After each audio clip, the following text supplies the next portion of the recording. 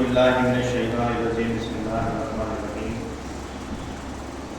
نحمدہ و نصلی علی رسولہ الکریم والمہدی الموعود علیہ الصلوۃ والتسلیم اما بعد قال اللہ تبارک و تعالی فی القرآن المجید والقرآن الحمید بسم اللہ الرحمن الرحیم النبی اولی بالمؤمنین من انفسهم وازواجہ امہاتہم وقال النبی صلی اللہ علیہ وسلم الجنة تحت اقدام الامہات وقال میرا مہدی موعود علیہ السلام مومن ذخیرہ نمیتونت صدق اللہ العظیم وصدق رسولہ النبی الکریم وصدق المہدی الموعود علیہ الصلوۃ والتسلیم۔ ساری تعریف اللہ رب العزت کے لیے سزاوار ہے جو خلاق کائنات ہے۔ لاکھوں کروڑوں درود و سلام ہو خاتمین محمدین کریمین علیہ السلام پر اور آپ دو کی تمام ضروریات پر۔ محترم و معزز فقراء کرام، دانشوران قوم، نوجوان قوم مہدویہ، والدی ماجدی قبلہ گاہی، السلام علیکم ورحمۃ اللہ وبرکاتہ۔ فقیر آپ تمام کا ممنون اور مشکور ہے کہ آپ تمام نے اس فقیر کو ایک موقع دیا کہ اپنے خیال کو پیش کر سکے۔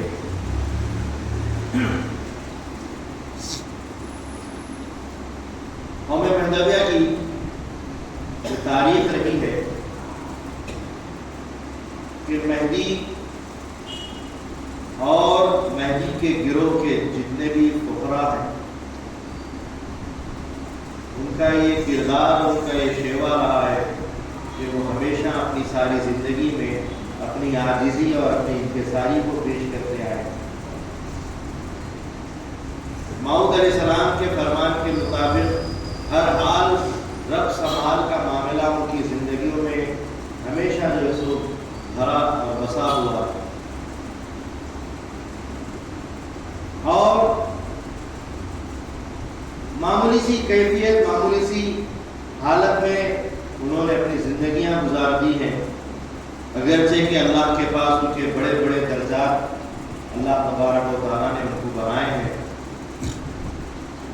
بہرحال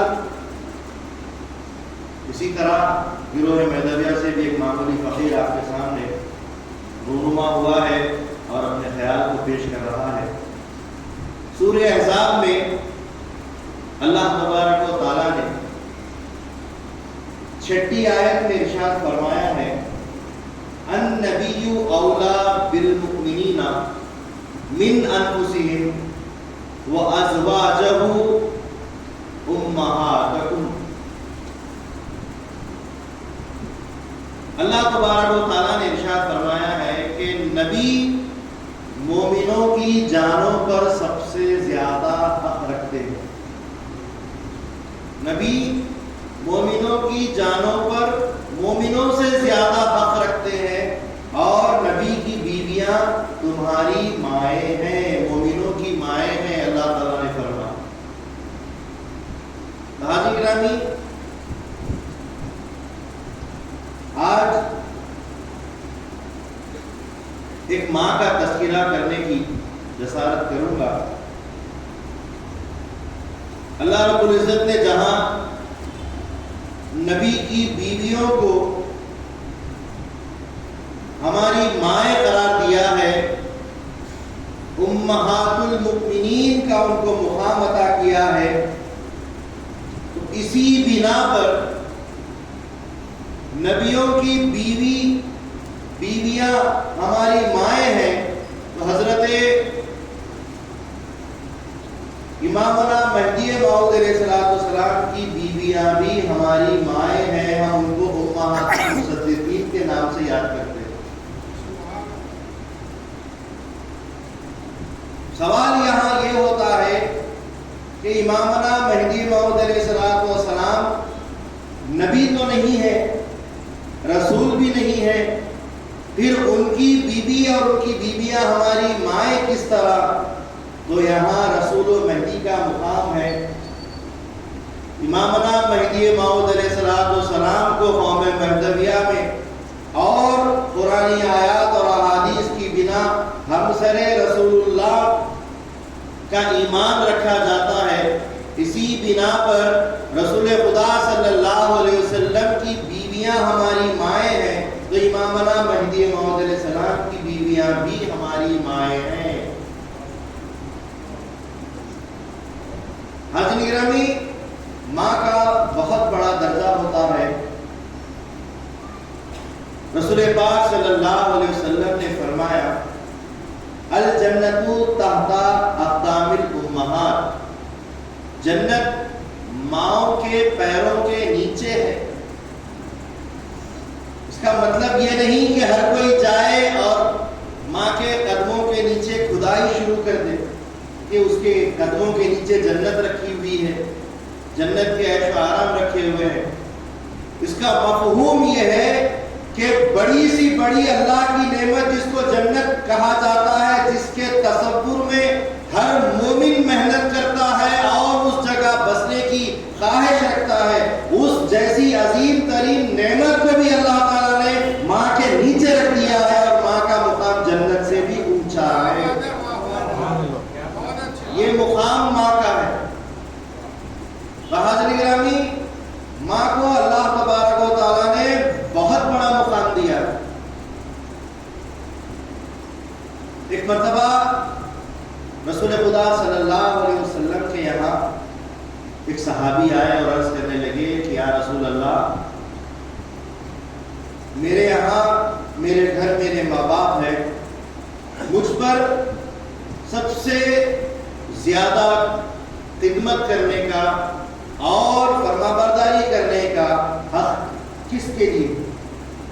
مجھ پر سب سے زیادہ حق کس کے اوپر آتا ہے؟ کس کے لیے میں زیادہ جو خدمت کروں؟ مجھ پر سب سے پہلا حق کس کا ہے؟ تو رسول خدا صلی اللہ علیہ وسلم نے ارشاد فرمایا کہ حقوق العباد میں سب سے پہلا حق تمہاری ماں کا ہے، تمہاری ماں سب سے پہلے ہے۔ کہا کہ پھر اس کے بعد بھی دوسرا حق تمہاری ماں کا ہے۔ کہا کہ پھر اس کے بعد بھی تیسرا حق بھی تمہاری ماں کا ہے۔ کہا کہ پھر اس کے بعد تمہارا باپ کا مقام۔ یہاں قرآن میں اللہ تعالیٰ نے جو فرمایا ہے کہ نبی کی بیویاں تمہاری مائیں ہیں، تو نبی بھی تو ہمارے باپ ہوئے، اور باپ کا بھی بڑا مقام ہوتا ہے۔ دین اسلام میں باپ کی 3 طریقے سے اصطلاح بتائی گئی ہے کہ ہر کسی کے 3 باپ ہوتے ہیں۔ ایک وہ باپ جو تم کو پیدا کرتا ہے، وہ تمہارا حقیقی باپ جس کے نطفے سے تم اس دنیا میں آئے۔ دوسرا وہ باپ جو تمہارا مربی ہوتا ہے، جو تمہارا استاد ہوتا ہے، جو تم کو تمیز سکھاتا ہے، آداب سکھاتا ہے، اخلاق سکھاتا ہے، تمہارا کردار بناتا ہے، وہ تمہارا استاد۔ اور تیسرا باپ تمہارا روحانی باپ جو تمہاری دین اور دنیا کی ذمہ داری اٹھاتا ہے، تم کو اپنے ساتھ جوڑ کر خود اللہ کے نزدیک تمہارا وسیلہ بنتا ہے، وہ تمہارا روحانی باپ، تمہارا مرشد۔ اور رسول خدا صلی اللہ علیہ وسلم تمام امت مسلمہ کے لیے مرشد اول ہے، تو ان کی بیویاں ہمارے لیے مائیں ہیں۔ اسی طریقے سے دور ولایت میں ولایت مصطفیٰ کے حامل حضرت امامنا مہدی موعود علیہ السلام مرشد ہیں، تو ان کی بیویاں ہمارے لیے امہات المصدقین ہیں۔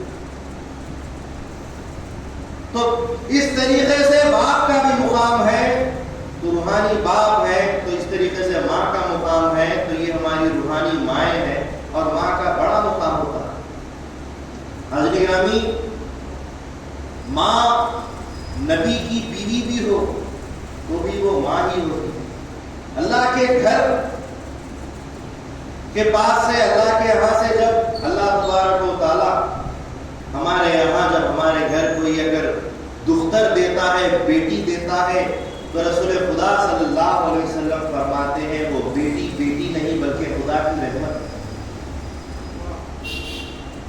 گھر میں سب سے پہلے ایک عورت ایک بیٹی کی شکل میں آتی ہے، خدا کی رحمت بن کر آتی ہے، خدا کے رسول صلی اللہ علیہ وسلم اس کو رحمت فرماتے ہیں۔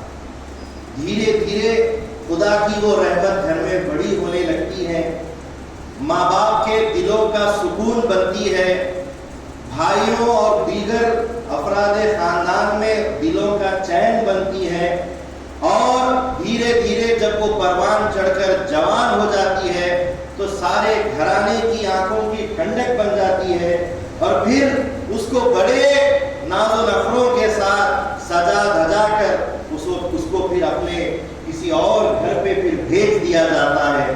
یہ ساری رحمتوں کا جو بھی معاملہ تھا اب وہ دوسرے گھر میں جاتی ہیں تو پھر وہ زحمتیں اٹھانا شروع کرتی ہے، وہ خدمتیں کرنا شروع کرتی ہے، اور اس کی خدمات اس کے شوہر کے لیے ہوتی ہے، اس کے شوہر کے ماں باپ کے لیے ہوتی ہے، اس کے شوہر کے گھرانے کے لیے ہوتی ہے، اور وہ ایسی خدمتوں سے آگے بڑھتے ہوئے اپنے آپ پر زحمتیں اٹھاتے ہوئے پھر ایک درجہ اللہ تعالیٰ اس کو یہ دیتا ہے کہ وہ پھر ماں بنتی ہے، اور ماں پھر اپنی اولاد کی تربیت میں لگ جاتی ہے، پھر اور ایک زحمت بڑھتی ہے، ماں پہلا مدرسہ ہوتا ہے، اس طریقے سے وہ اپنی اولاد کو تیار کرنا شروع کرتی ہے۔ ایک عورت پر کتنی ساری ذمہ داریاں آ رہی ہیں، آپ غور کریں۔ ماں پہلا مدرسہ ہوتی ہے، ماں تربیت کرتی ہے، ماں اخلاق دیتی ہے، ماں عقیدہ دیتی ہے، ماں ایمان دیتی ہے، اور اس کے بعد جب کہیں جا کر بچہ پروان چڑھتے چڑھتے بولنے بتانے ساری چیزوں کی قابلیت اس کو آ جاتی ہے تو پھر اس بچے کو اور مدرسوں میں بھیجتی ہے اور اس سے خدا کے قریب کرنا چاہتی ہے۔ اس کی مربی، اس کی پہلی جو مدرسہ اس کی ماں ہوتی ہے۔ ماں کا بڑا کردار ہوتا ہے، زندگیوں میں بڑا مقام ہوتا ہے، وہ کئی مراحل سے گزرتے ہوئے ہمیشہ زحمتوں میں رہتی ہے۔ ایک نبی کی بیوی بھی ہو لیکن اس کو اللہ تبارک و تعالیٰ نے بیوی ہونے کے ساتھ مومنوں کی ماں فرمایا ہے۔ حضرت اسماعیل ذبیح اللہ علیہ السلام چھوٹے سے بچے ہیں، اور بھوک اور پیاس کی وجہ سے، فاقہ کشی کی وجہ سے پیاس سے تڑپ رہے ہیں اور بلبلا رہے ہیں، تڑپ سے ہاتھ پیر اپنے چلا رہے ہیں، اور ان کی والدہ حضرت بی بی ہاجرہ رضی اللہ تعالی عنہا ایک نبی کی، ایک پیغمبر کی بیوی ہے، حضرت ابراہیم علیہ السلام کی بیوی ہے، لیکن اس کے باوجود ایک ماں کا دل رکھ رہی ہے اور اس بچے کی تڑپ کو دیکھ رہی ہے، اور بے چین ہو کر پانی کی تلاش میں ایک پہاڑی صفا سے لے کر دوسری پہاڑی مروہ تک دوڑ لگا رہی ہے۔ دوڑتے دوڑتے 7 سے 8 چکر آپ لگا لیتی ہیں، لیکن ہر دوڑ پر پانی نظر نہیں آتا۔ اللہ تبارک و تعالیٰ یہ منظر دیکھ رہا ہے، اللہ تبارک و تعالیٰ کو یہ ادا پسند آئی، ماں کی ممتا کا وہ کردار پسند آیا، تو حضرت اسماعیل ذبیح اللہ کے قدموں سے زمین سے جو پیر جو پٹک رہے تھے اس زمین سے پانی نکال دیا، اور پھر وہ پانی بہنے لگا، اس